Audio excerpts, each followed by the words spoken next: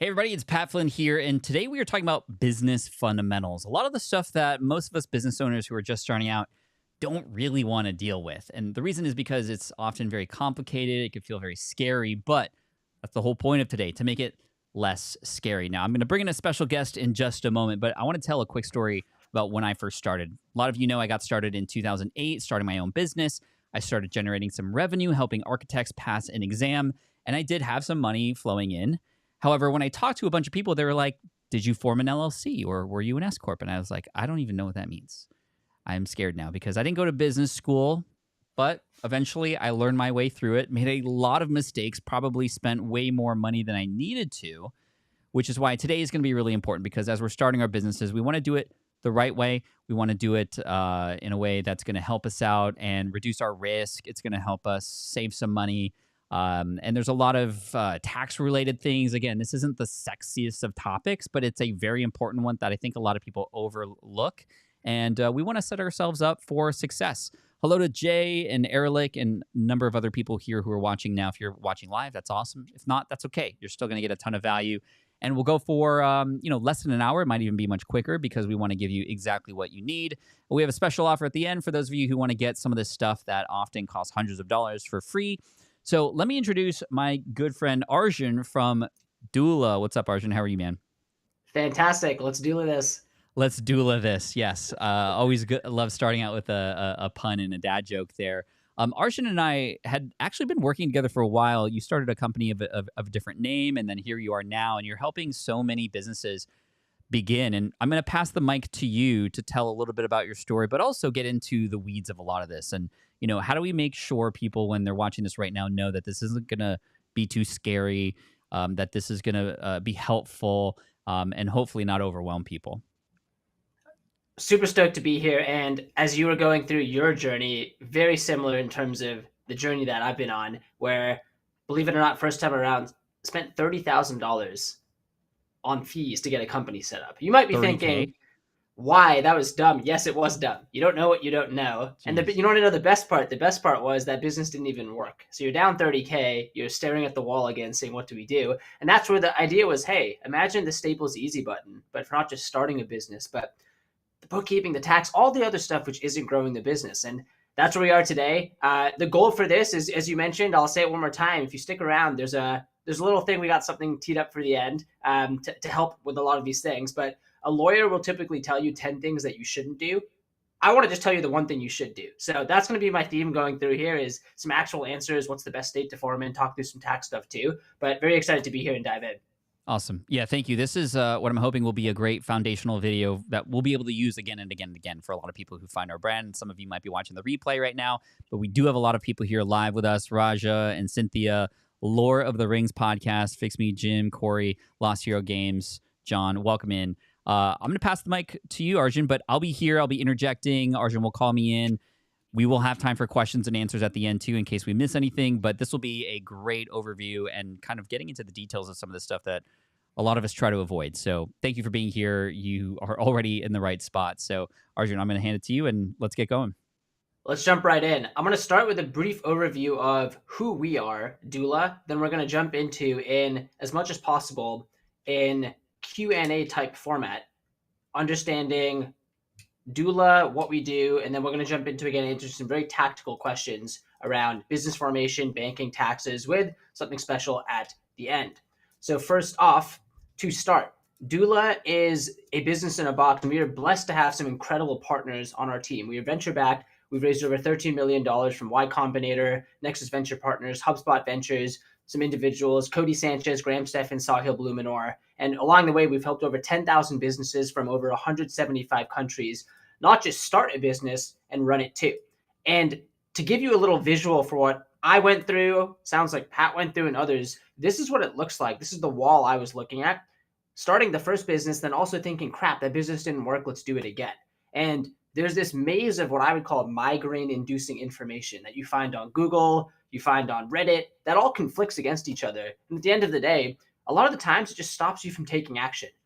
So we saw that creators, SaaS businesses, they all go through this problem of, hey, I want to start a business, but there's 10 things I need to do and stitch together. And then we thought, what if we could connect the dots, build this business in a box where everything is in one place? And today, what I'm going to walk through is, again, lawyers really will tell you all the things you shouldn't do. I want to walk through, and we're going to go through a typical journey for a company and actually unpack how do you actually start, then get your financial stack set up, and then what do you have to do to stay compliant. And this is a timeline for a company, but instead of just looking at a picture here, we're going to go through step by step, slide by slide, and I put this together in Q&A format. So we'll go slide by slide, question by question, and actually walk through the what, the why, the how to go from 0 to 1 and then 1 to N as you build your business as well. So to start, I want to go in to starting with probably the biggest question out there, the why, is many people listening actually might be a creator. And I want to clarify here. I think of the definition of a creator of anyone who's creating something. That could be a business. It could obviously be content, but that could be, you could be a writer. It could be a marketing consultancy. It could be content that you're creating, really anything that you're putting out into the world. And what's wild is that tools and technology have actually made it easier than ever before to be a creator. This is a study that came out saying that there are now over 50 million content creators globally. This number is only going to rise. So I want to go through a little story. I've heard this time and time again from creators. And this is kind of the arc or the narrative as to what someone goes through. You start out by kind of this situation where we are now is imagining the future. It's rosy and everything seems perfect, right? You're going to start out this business. You're going to be known globally. You're going to impact millions of people, have global impact, something that you can be proud of, something that you can show your grandkids going forward. But the truth is, there's major downsides that can happen. No one wants to imagine these, and a big one can be a lawsuit. And lawsuits can come from anywhere, right? There's legal risk. As you grow, people are going to maybe want to have a scratch of the pie or a bite of the pie. There's patent trolls. There's things all around the board where no one wants these things to happen. But liability or not having liability protection can be to your downside or detriment in the future. So we're going to go into these step by step, but if you are not actually a limited liability company or a C Corp, or you have an SCorp election, which we'll go through, by default, you're something that's called a sole proprietorship, which means there's no separation actually between personal and business. And what that means is, in the case of a lawsuit, you are actually individually liable for the debts and obligations of your business, which means your personal assets are actually not protected, and they can actually be seized or they can be taken to help discharge or account for any debts or liabilities. Now, no one wants that. You want the separation. But the truth is, because I've been there, I know many people have here before, when you're starting, actually not even when you're starting, even when you're growing, every single dollar counts and matters. It's the right mindset that you want to have as you're building and growing a business. And then there's the time of cost. There's the, hey, how much is this going to take in terms of me to learn the knowledge too? But the way I think about it is, what is really the price for having peace of mind, for understanding, hey, this is taken care of. In a downside scenario, I won't have to worry. And ultimately, for a few $100s, you can actually do this process, or as we'll get towards at the end, maybe you can actually get that for free. So I'm going to now go step by step. This is kind of the arc that we see around, hey, you start, there's potential things that come up, but what are actually the benefits of doing this and how do you do it? Let's actually dive in. So the very first thing is, I want to go through what kind of business actually makes sense for creators. And again, you heard my definition of creators. That's anyone actually creating something. But I want to use the example here of, hey, someone's starting a business. You could be a solopreneur. Again, you could be a venture-backed C Corp. But depending on your exact type of business, I'm going to cover a couple cases here. The first is, in this chart, it's a business entity comparison chart. And it walks through two of the most popular types of entities. Now, you might be wondering, hey, you said two, there's 3 columns. This is the first thing or first misconception I want to address. An LLC stands for limited liability company. As the name might imply, there's liability protection. You have limited liability. There's a separation between personal and business. A C Corp is a C corporation. It's a corporation. And interestingly, and we'll get to this, C Corps actually face double taxation. There's a corporate tax rate, and then there's the individual tax rate. Now, the final thing is an S Corp. And I'm going to debunk this now. An S Corp is actually not a type of entity. Really, it's a tax election or classification. So you can either start with an LLC or C Corp and do the S Corp election. And don't worry, I'm going to actually answer when and why that makes sense. The way I actually explain this to folks is, more often than not, right? I want to give you actually the one answer or the one recommendation. If you're raising venture capital, typically we recommend do a C Corp because that's actually required by US investors. If you are not raising venture capital, 99 times out of 100, the vast majority of companies are either a sole prop, so they're not incorporated, or they incorporate as a limited liability company. And the good thing here is that in any of these cases, you're going to have that liability protection. Now, I actually do want to answer. You might be wondering, okay, so I get it. Let's say if I'm raising venture capital, I'm dead set on doing that. I want to apply to an accelerator like Y Combinator. Okay, C Corp it is, a Delaware C Corp. Else, an LLC. But when does an S Corp election make sense? So I'm going to briefly explain this here. An S Corp makes sense if you are generating enough in profit and you have to actually be domiciled in the US. So you need to be in the US, a US resident with a social security number. Now, the way this works, I'm going to give a brief example here. If we look at this table, is if you have an S Corp, you're actually able to save taxes because you have to pay this thing called the self-employment tax. But with the S Corp election, you actually only have to apply this tax to your salary instead of all profit. So in this example here, if we look at these two columns, let's assume you have a business that's generating 150K in profit. In the sole prop or the single member LLC column, you'll see that actually that full 150K is eligible, or the self-employment or payroll tax of just over 15% here can be applied on that 150, which means you have a total tax bill in this case of 23,000. You then have the pass-through profit and then your taxable personal income. With an S Corp election, you'll actually see that you then pay yourself this reasonable owner wage, and then the owner wage is the only portion which is actually subject to the self-employment or the payroll tax. So you'll see the total tax that's applied there, or the total tax payout after, comes down by about $15,000.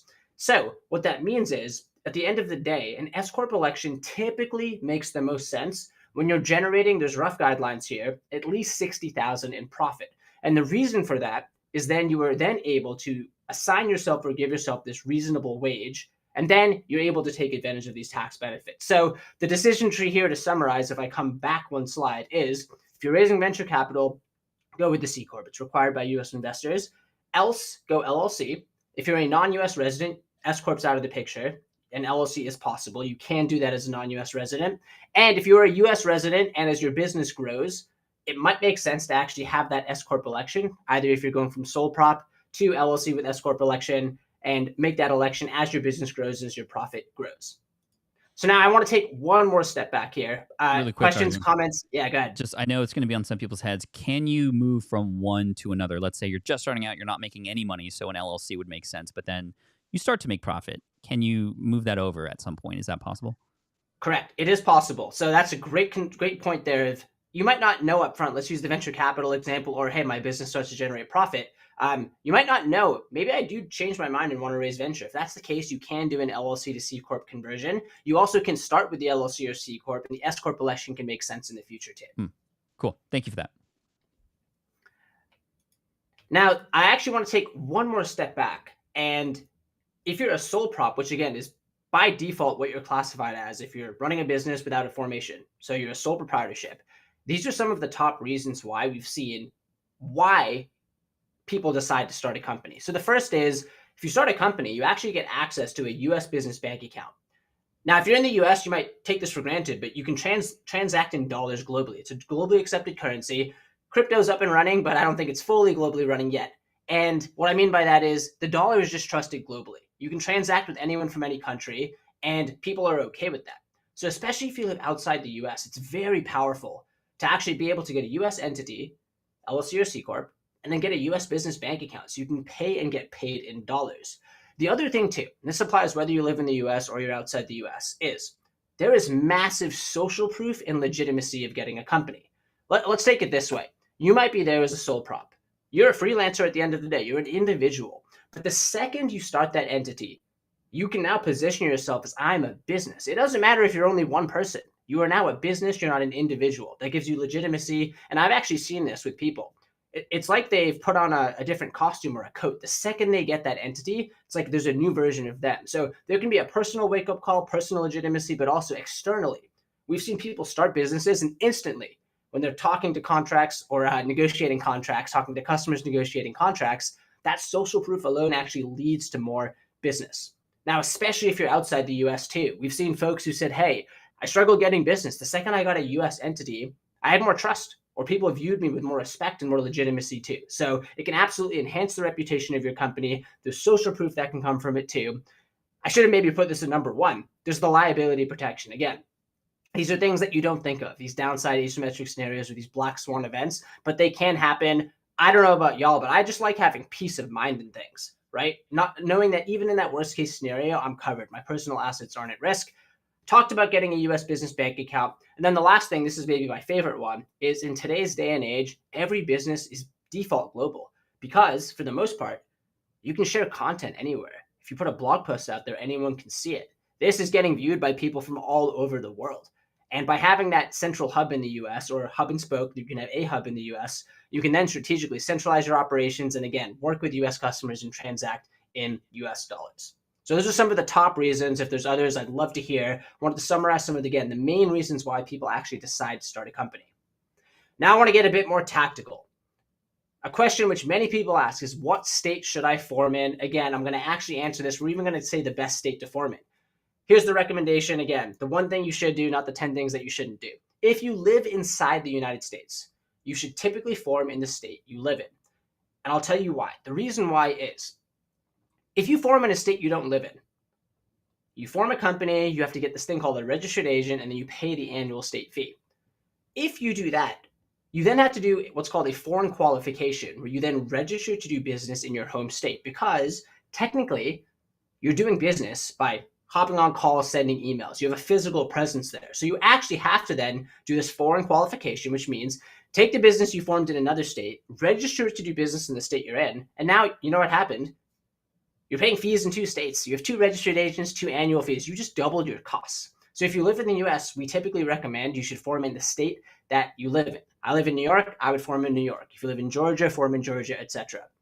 Now, if you actually live outside the US, you can choose any state. The world's your oyster. So now, question obviously becomes, okay, what state should I choose? I was actually going to ask for a little poll, but I'm not going to ask it because I get the same answer every time. So I'll poll myself here and tell you what people say. We get the same answers. I've done this Guessing tens it's of Delaware. times. There we go. So if I ask you, what is the best state to form in? First of all, people do say Delaware. And then the most popular state to form in is also Delaware. Fun fact, there's actually more companies that have been formed in Delaware than the number of people in Delaware. Kudos to Delaware. Wow. But the answer is Delaware is actually not always the best state. So we covered it from a US perspective. If you live in New York, if you form in Delaware, you're going to have to pay fees in multiple states. Now, a lot of people have heard about Delaware because of Delaware SCorps and the Delaware Chancery Court.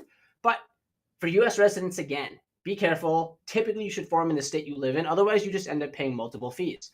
So for non-US residents, Delaware actually is one of the 2 most popular choices. But surprisingly, we actually see that Wyoming is an up-and-coming choice. And the reason for that is Wyoming is actually very popular and a great state for online businesses or digital businesses. And a big kicker is obviously when you're starting a business, every dollar counts. The annual fees are actually cheaper in Wyoming versus Delaware. So what I recommend or say to folks here is, look, at the end of the day, it's your business. So if you really want to do Delaware, or you can pick any other state, you can go for it. But Wyoming offers the same benefits. You get the liability protection, you'll get the EIN so you can get a bank account, less in fees, right? Just over $60 a year instead of $300. And don't sleep on Wyoming. People call Wyoming the Swiss Alps of the Rockies. So at the end of the day, Delaware is, you can't really go wrong there. But again, Wyoming and Delaware are typically the 2 most popular choices. If you can't choose, my recommendation is Wyoming there. Now, to step forward a couple steps, you started the business, right? We've talked about what type of entity, we've talked about the best state. Now, ultimately, you're going to want to actually get a bank account and get your payment processor set up. So there's a typical 4-step process here. You've gotten your company. It takes typically about a week, depending on the state. So let's say that takes 5 business days. Next up, you'll then apply for your EIN, which is your employee identification number. Now, acronyms can seriously suck, so let me give you an analogy. Think of the EIN as the social security number for your business. As an individual, you have a social. It's what ties you to the government. Your business has an EIN. Similarly, it's what ties it together to the IRS or the government. Now, an EIN, and I'll say this, is required to get a US business bank account. I'll say that one more time, because a lot of people say, hey, can I just skip to the bank account? To get a business bank account, you need an EIN, and to get an EIN, you need a company. So once you get the EIN, which if you're a US resident, you can apply online, get that in a day. If the IRS website is down, 2 days. If you don't have an EIN, if you don't have a social, you can fax the EIN to the IRS, and you get that in, depending on the IRS backlog, 2 to 6 weeks. It can sometimes take longer, but unfortunately, the IRS still relies on fax. So I'll say this one more time. Even as a non-US resident, it's possible to get an EIN. You just have to fax it for them. You can send it via snail mail, but it's typically slower, so we recommend fax. Maybe this might relate to a question that's come up from Tiffany here. When should one get an LLC if you're not bringing in money? And maybe this is a reason so that you can get the bank and the checking account and the EIN and start doing business and having your business separate than your personal. Am I in the right ballpark? Yeah, that's a great question. And I think specifically in this, an LLC doesn't equal a business. I actually think a business at the end of the day is paying customers, right? Revenue, customers coming in the door. So what the thing there is that you shouldn't actually let the LLC stop you from putting together a business plan or mocking out your website. But as you said, that's spot on, Pat, in terms of, hey, with the LLC, you can now get the business bank account. There could be benefits in terms of legitimacy. Maybe it levels you up individually too. So timing wise, what we typically see when the revenue is about to come in, or, hey, I got a deal that's ready to go, that's when we typically recommend now is the right time to actually go through that process, incorporate, and get the bank account. Got it. Yeah, that checks out. I mean, for me, in 2008, I started generating revenue in October, and I was like, oh, okay, I got to protect myself and make sure I get these things. And I started doing deals with other companies, and I wanted to be legitimate for them. So I got an LLC in December through a really long means through LegalZoom, and this is why I love Doula, because it's way better for what we're talking about here. We'll get to that later in the offer and such, but hopefully that answers your question, Tiffany, and I know Clinton had that question as well. So I appreciate that interjection, and we'll continue. Great question. Now, the final step is typically you might want a payment processor if you're selling something online. You're actually able to invoice customers directly through a business bank account too, but for the payment processor, you could use something like Stripe, and you can connect that to your bank account where payouts are deposited. And then from your bank account, you can pay yourself, run payroll, or send the money internationally. Now, I actually want to run through the process to open a business bank account. Again, I'll say this one more time, third time, you need an LLC or a SCorp and an EIN to get here. But to apply for the bank account, you're going to need a US ID. So that could be a driver's license if you live in the US. If you live outside the US, a passport is typically required. You're going to need your articles of incorporation or your certificate of formation. Those are the docs you get when you form your company with the state. And then you'll need your EIN. So typically you get this thing called an EIN confirmation letter, which is the letter the IRS sends you, which says, hey, here's your EIN. Now, the other thing is, when you're opening this US business bank account, banks will actually typically require you actually have some form of US business. Plans to expand here, customers to be here. You need to actually have some sort of US presence. What banks are scared about is someone in some other country coming here, having nothing to do with the US and just moving dollars around. That can kind of scare banks there. So US business or plans to be in the US for your business, the company formation doc, the EIN, and when you go through the application, you'll show your ID, fill out pretty much the information that you got from your formation process and the EIN. Now, one other thing I will call out is there are certain banks that can't work with customers from certain countries. This is determined mostly on a federal level. So if the US has certain sanctions or policies for certain countries, banks can't do anything about that. They simply cannot bank someone who lives in these countries. And then there's risk too. Certain banks might not be able to run compliance processes known as KYC or Know Your Customer in certain countries. So they simply can't, or they don't want to serve customers in certain regions. So my recommendation here is I have a list of sample countries pulled from a potential bank you can use called Mercury. There's many more out there. And what I would recommend is before you actually go through the process, check out the bank that you're targeting and make sure, hey, can this bank support me? Now, if you live in the US, you can walk into any bank on the corner of the street, etc. You could even apply for these neobanks or these kind of digital first banks. But this is very important for folks listening outside the US. Do a bit of research and at least ensure, hey, is there a partner bank that can support the country that I'm based in? Yes, you can open a bank account in the US even if you're not physically based here. So again, it depends on the bank. Do that research, but there are banks that will actually let you open a US business bank account without even visiting the US. So this all sounds too good to be true, right? Are there any restrictions? The only restrictions are, and again, most banks will publicly list this on their website, and this is determined on the bank level, potentially by federal sanctions too, but there are certain types of companies that banks can't work with or won't want to work with. I'll give some examples here. Money service businesses, adult entertainment, cannabis, internet or gambling businesses, internet gambling businesses, not internet businesses. If you're in one of those segments or sectors, oftentimes banks won't be able to work with you.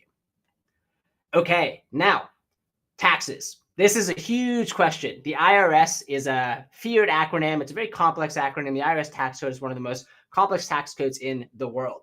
So there's a couple things that you should keep in mind when it comes to taxes. The first thing is when you're considering what type of entity to form, oftentimes what you're doing with the business will dictate the decision. But I said one key consideration earlier, which is a C Corp actually will get taxed twice, once at the company level and then once at the individual level. It's not a pass-through entity. Meanwhile, an LLC or an S-Corp is a pass-through entity. The revenue or the profits pass through to the individual level and then they're taxed there. An important thing to keep in mind is whether or not you're a U.S. tax resident. So if you're a U.S. tax resident, the way this is typically connected is if you have effectively connected income with the U.S., meaning you have a physical presence in the U.S., think warehouses, think employees. If you live here, you're physically connected. But for folks who don't live in the U.S., if you don't have a physical presence here, if you actually have a purely online presence, then technically you don't have effectively connected income. So you still have to do an informational filing in the US, which we'll get to, but you then pay income tax in your home country. So some things to keep in mind. And these are things which, again, I always recommend. You should talk to a professional in your country. So if you live outside the US, talk to someone in your country regarding tax concerns there. But even in the US, I always recommend if you can talk or do a consultation with a CPA or formation specialist, why not? Why not get peace of mind and check if it's possible? We'll have something special for that at the end too. Another thing to keep in mind is how do you generate income? Again, these types of things will actually determine what is taxable and whether or not you have effectively connected income. So let's do a little crash course summary in terms of the types of filings you might have to do. Let's go US, let's go non-US. If you're a US tax resident, a single member LLC, there's this thing called a Schedule C, which you'll have to do. And then typically your IRS forms will be due around April of each year. The date slightly changes either 15th or the 18th. If you have an S-Corp election, there's this form called the 1120S. And then also, in any case, LLCs or C-Corps, there's this annual state filing, which you'll have to do. For example, in Delaware, it's called the franchise fee. In Wyoming, it's called the annual report. Now, if you're a non-US resident, single member LLC, there's this form called Form 5472 plus a pro forma 1120. Which you will then have to file, and that is due in April. And again, this is that situation where you're a non-US resident, you have to do this informational tax filing, which is for Form 5472, and then income tax is then paid outside the US. The last case here is, let's say you are a multi-member LLC. You will then have to file what's called Form 1065, and there are these things called K-1s, which are then given to the individual members for them to file on their tax return. Now, I just threw out a ton of acronyms, ton of different forms. Let me just actually summarize the main takeaway here. The main takeaway is file your taxes. So that I hope that's a given. I'm going to say it. I do not condone. You might hear people saying, hey, here's how to avoid taxes. There are definitely things you can do to be smart about taxes. Did you know that the first $5,000 of expenses in the year of your startup can actually be deducted? So there's $5,000 of expenses, including startup formation costs. So these types of things, and I'll finish with this images here, is remember that starting your company is the start of the journey. But along the way, there are things during the process or during the middle months that you have to keep in mind. You need to have a registered agent. Think of the registered agent as the liaison between the state, the IRS, and yourself. So that's required in any of the 50 states in the US. You then have these tax filing deadlines. So it's either going to be March or April. And then in between, bookkeeping is important. The way I think of bookkeeping is it's keeping your books in order so that when tax season comes around, you can easily submit those filings. And those are those forms that we mentioned. And the thing is, and this is an actual screenshot from the IRS, and I'll say this again, I obviously do recommend to stay compliant, stay 100% compliant. There can be fines. So this is an example here for non-US residents. The IRS can actually list a fine as high as $25,000 for an incorrect or late filing for this form called Form 5472.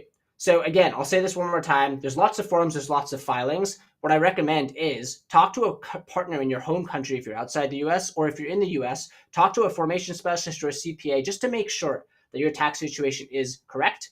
And along the way, what I've seen and what I like is that an ounce of preparation is worth a pound of the cure. So this research or this work you do upfront, getting a simple bookkeeping tool and solution in place, having a partner potentially for helping you with formation docs or someone you can chat with is a resource. Those types of things save you time, they save you money, and they save you stress.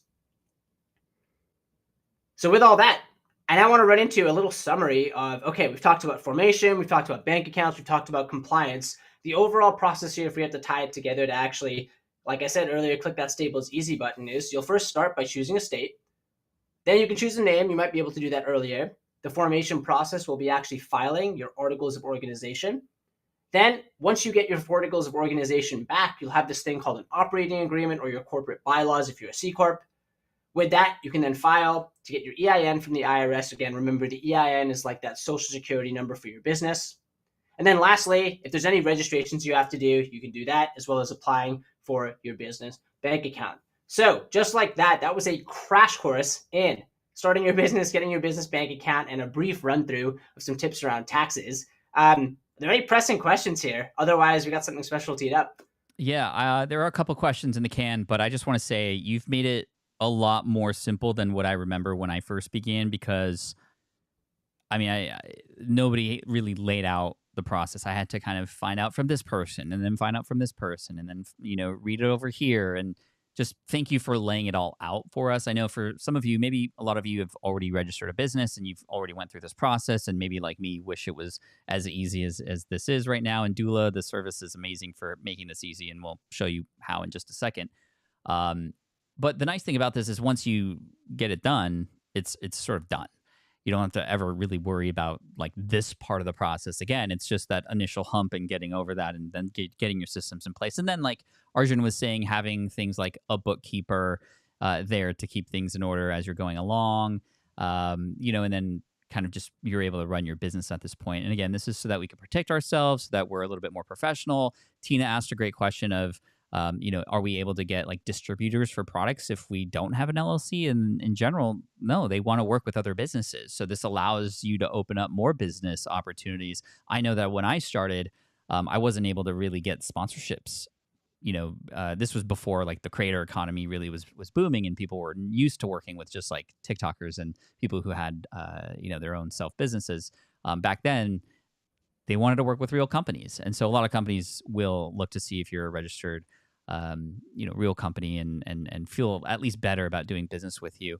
So some questions here that we could look at real quick. Fix Me's TCG says, I'm a sole prop of an LLC, so I have things set up properly. I also have yet to pay myself any funds. It's just kind of growing and compounding in his bank account, I'm assuming. Does this have an effect on anything? Is the question. Gotcha. So my first question here would be, if you're for letting the funds grow, I'm guessing they're sitting in a personal bank account. So that's not necessarily a bad thing. Although what I will say is we always recommend to separate personal from business. Correct. I think that's just a good first principle, guiding principle to have. This is personal, this is business from a work perspective, but come tax season, it can be a bit more complex, because let's say you are actually trying to find things for business tax deductions. If it's not in your business bank account and the records aren't there, you won't be able to take advantage of it. So Right. My understanding here is that, again, this isn't necessarily anything wrong, but you might be missing out on potential benefits from having the business bank account and the separation. What I would say actually in this case is better late than never. So it's okay if you've actually started, but the longer you wait, again, even if we use that opportunity or the milestone of, hey, revenue is about to come in, once you've done that, that's when I would still recommend, hey, go through the process. And the good news is you can actually sort of backfill transactions. So even if you've made some personal transactions, you can note those down or add them to the entry and then correct for those too. So don't worry if you have done that. But again, better to catch things earlier rather than later in the grand scheme of things. They seem to be in a business savings account already, so that's great. But gotcha. To those who aren't yet and are still running a business, the idea of getting a business checking account, keeping things separate, and that is important. If that event happened where you were to get sued for something, which would be terrible, and hopefully that doesn't happen. But if that does happen and all your accounts are kind of mixed together, well, then you've done something called piercing the corporate veil or something. I think is the terminology, meaning now there's no real distinction between the two, and now your personal assets, despite even having an LLC, if you did because your accounts are together, your personal stuff is still liable in that case. Which is kind of scary. So next question. Well, we answered Tiffany's already, which was when should we get an LLC if we're not bringing in money? I love that answer. What are some other key financial and tax considerations that creators worldwide need to keep in mind when forming their businesses? I saw that you had a list of different mechanisms for generating revenue, like affiliate marketing courses, etc. Are there any other things that we should keep in mind? Obviously, keeping track of your expenses so that you could write those off and whatnot is important, but what other tax considerations might we think about or explore when it comes to creating online and forming our businesses? First thing, like you said, is the tracking. So having it in one place, it could be a DIY bookkeeping solution, there's software you can use, or you could pay someone to do it for you. But having it in one place is key. Then from there, I think actually the biggest thing is that once things are in there and categorized, there could be, again, deductions you could take advantage of. So one that oftentimes gets popped up is in the US, you can actually, if you work from home, you can actually deduct part of that space from your home as office space, and there's potential tax savings there. There could be certain expenses and costs you're using that can, again, apply for the startup costs in year 1 too. So I think that's one thing is that, again, I'll say it again, like the tracking, at least having stuff in the same place is so critical. The other thing here, to touch on things from a global angle, is this is important. Certain countries have different tax treaties with the US, which means it either means hey, you can operate this digital business in the US and you can remit funds back to your home country, and there isn't a taxation in the US, you're just taxed in your home country. But that might not always be the case. So especially for folks who live outside the US, I would check, again, you should check on both sides. Check in the US and check locally what the tax treaty is between countries to see if that changes anything in your personal tax situation. The last thing I'll say, and just as a reminder here, typically the biggest thing, especially if you're international, that will open you up to potential additional tax requirements is if you are physically connected to the US, this thing called effectively connected income, which again, the easiest way I found to think about this is physical presence. Are you physically there? Are there physically stores? Are there physical employees? So to summarize there, I'd say the tracking is key, the tax treaty side, and also the physicality. If you're physically based, that potentially opens up other avenues or doors for tax filings. Nice. Clinton here asks, and then I'll get to Fada has a question, and then Steve as well, and then we'll move on to the next portion real quick. Clinton says, when naming your LLC, if you have a podcast that has a certain name, is it wise to stay away from naming your LLC after your podcast? What if your business grows and you offer other products? This is a good question because I know I struggled a little bit with, well, what should the name of my LLC be? Now, just so that you all know before Arjun answers, the name of my LLC is Flindustries LLC. I don't post that anywhere. It's not really even, I mean, it's public. People can find it, but it's not a part of my brand. It's just the name of my LLC that Smart Passive Income and Deep Pocket Monster and all these other things are under. Arjun, would you like to formally answer that question? Yeah, the Doula is, our business is called Distributed Inc. That doesn't really have anything to do with Doula.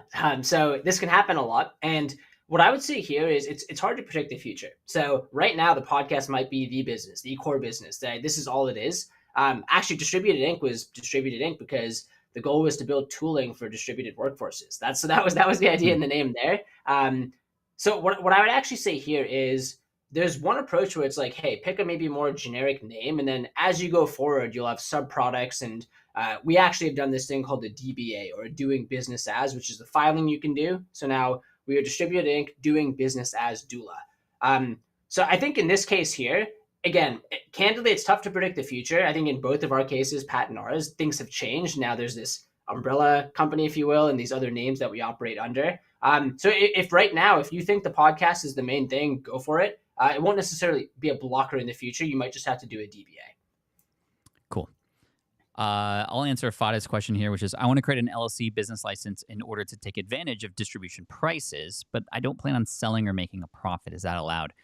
I don't know if that's allowed or not allowed, but I know that's going to be difficult because a lot of distributors will have minimum buys. Like they're not just going to let you purchase at a lower price just because you're a singular business. They're going to expect you to buy at volume because that's where they make their money as well. So in general, you're going to have to spend a lot of money to take advantage of having distribution prices if you were to go that route. And it feels like it would be a long route to that. I don't know, Arjun, any comments or questions about that? That's a really good point on the minimums. I honestly, I think you're right. It would depend on the supplier. So yeah, I think I would defer to your answer there, actually. Cool. Let's see. Steve's asking, so what is the FinCEN requirement for a beneficial ownership information report? Do we need to do this for our LLC? FinCEN what is that? Crime something network? Financial Crime Enforcement Network, I believe. Yeah, I don't know. This is a very specific question that I don't know anything about. So Yeah. I don't know if... This is a fantastic, Steve. Thank you. I'm glad you actually asked this. Probably should have been in, but we're hitting it now. This is a new requirement that was actually introduced this year, and it is required for LLC. So if you start a new business in 2024, within 90 days of filing, you actually have to do this FinCEN filing. If you already have an existing business, the deadline is actually the end of the year. So what this filing is it's a way, again, kind of how I was describing earlier, that the EIN is kind of like the social security number for your business.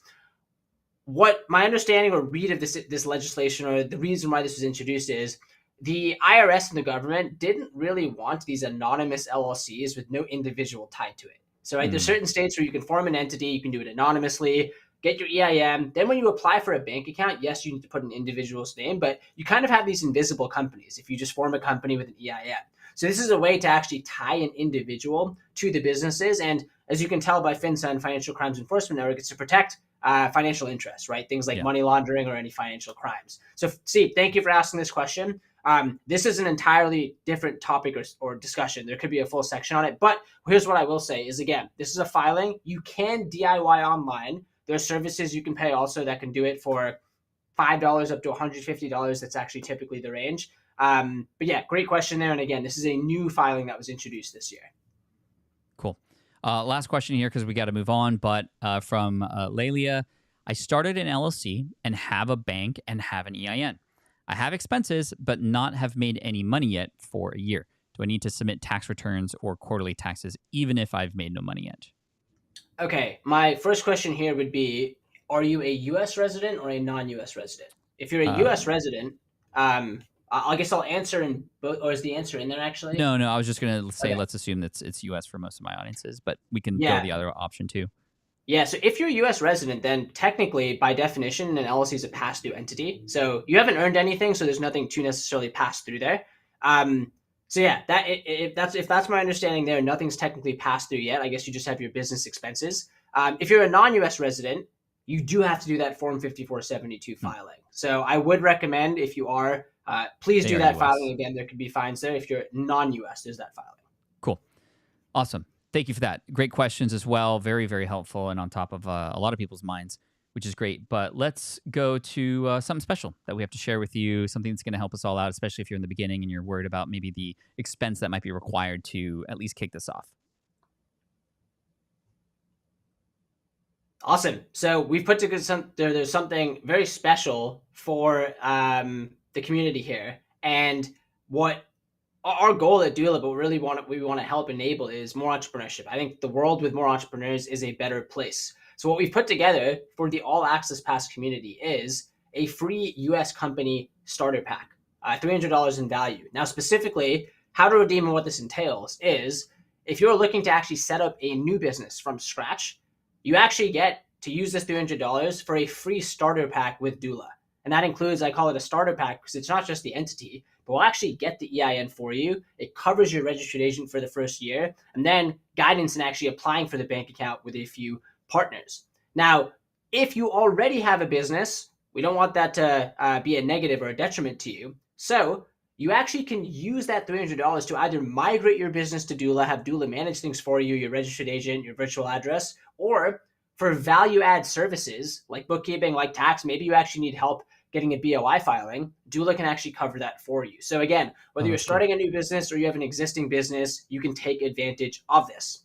And in terms of Doula, just very quickly, I think the thing I want to cover is that our goal is we don't want to have 3 different vendors to handle 3 different things. We want to help you with the formation piece. But again, if you're an existing business, helping you with taxes or bookkeeping. at the end of the day, our goal here is that we've put together this full starter pack priced just under $300 so that it's a very affordable way to actually get your business off the ground. And something which we do not do is say, hey, it's $0 to start a business. But then as you start to go through the checkout, you start checking boxes, and then to get your registered agent EIN, the price is just skyrocketed. So that $297, that $300 off coupon will apply for this, gets you everything you need to actually apply for that business bank account.